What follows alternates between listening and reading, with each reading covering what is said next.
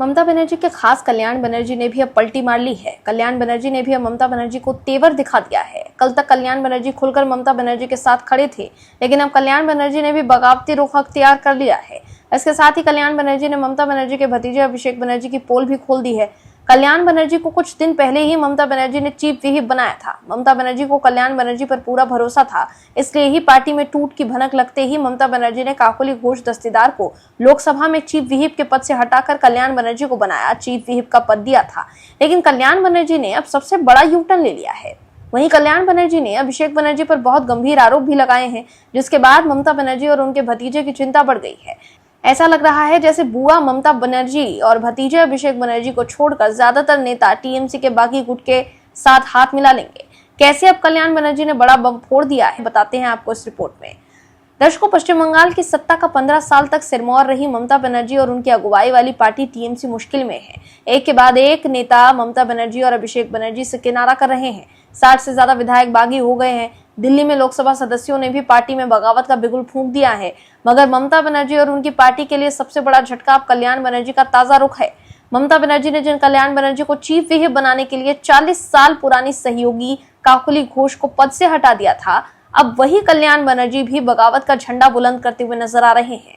दरअसल कल्याण बनर्जी ने टीएमसी प्रमुख ममता बनर्जी को वही अल्टीमेटम दे दिया है कि या तो वो अभिषेक बनर्जी को चुन ले या फिर मेरे जैसे वफादारों को। अभिषेक बनर्जी पर निशाना साधते हुए कल्याण बनर्जी ने कहा कि ममता बनर्जी अभिषेक बनर्जी को हटाएं, नहीं तो हम पार्टी में नहीं रह सकते।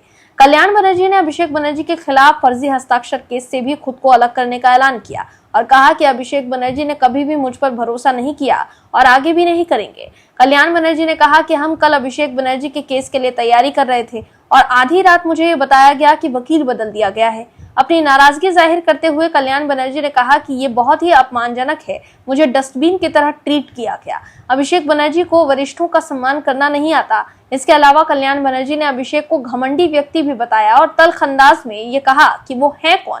अभिषेक बनर्जी की वजह से पार्टी को नुकसान पहुंचा है। हालांकि दीदी को अल्टीमेटम देते हुए कल्याण बनर्जी ने कहा कि मैं फिलहाल ममता बनर्जी के साथ हूं, लेकिन दीदी को अब फैसला करना होगा कि उनको पार्टी और वफादार नेता चाहिए या बच्चा और परिवार। दर्शकों, कल्याण बनर्जी की गिनती ममता बनर्जी के विश्वस्त नेताओं में से एक होती है।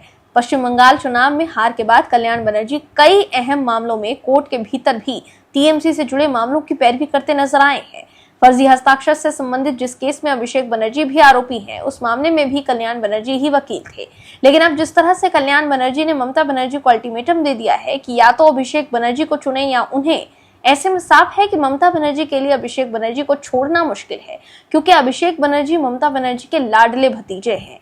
ऐसे में सवाल यह है कि कल्याण बनर्जी ने क्या जानबूझकर ममता बनर्जी को अल्टीमेटम दिया ताकि बागी गुट के साथ जाकर वो कह सके कि दीदी ने उनकी बात नहीं मानी, इसलिए वो उनका साथ छोड़ रहे हैं। ऐसे में साफ है बागी गुट के साथ जाने के लिए कल्याण बनर्जी अभिषेक बनर्जी पर ठीकरा फोड़ेंगे। वहीं कल्याण बनर्जी के बागी रुख को टीएमसी के ताबूत में आखिरी कील की तरह देखा जा रहा है। इससे पहले प्रकाश चिरबराइक ने राज्यसभा की सदस्यता से इस्तीफा दे दिया। वहीं कल तक ममता बनर्जी के साथ खड़े नजर आए प्रसून बनर्जी भी बागी काकोली गुट के साथ हो गए हैं। काकोली गुट को लोकसभा में अलग गुट के तौर पर मान्यता देने की मांग वाले पत्र पर प्रसून बनर्जी ने हस्ताक्षर भी कर दिए हैं। वहीं बागी गुट में सयानी घोष, यूसुफ पठान और शत्रुघ्न सिन्हा जैसे नाम शामिल हैं।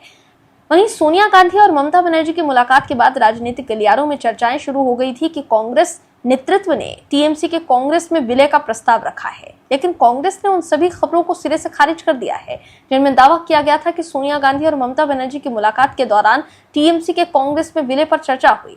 कांग्रेस महासचिव जयराम रमेश ने एक्स पर पोस्ट कर कहा कि ऐसी खबरें पूरी तरह गलत और भ्रामक है। ऐसे में साफ है ममता बनर्जी के लिए आगे की राहें आसान नहीं है। दर्शकों, अगर कल्याण बनर्जी ममता बनर्जी का साथ छोड़ते हैं तो वो कई बड़े खुलासे कर सकते हैं, क्योंकि पार्टी से जुड़े मामले को लेकर कोर्ट में वो पेश होते रहे हैं। ऐसे में उनके पास कई सबूत हो सकते हैं। Bureau report, OMS news.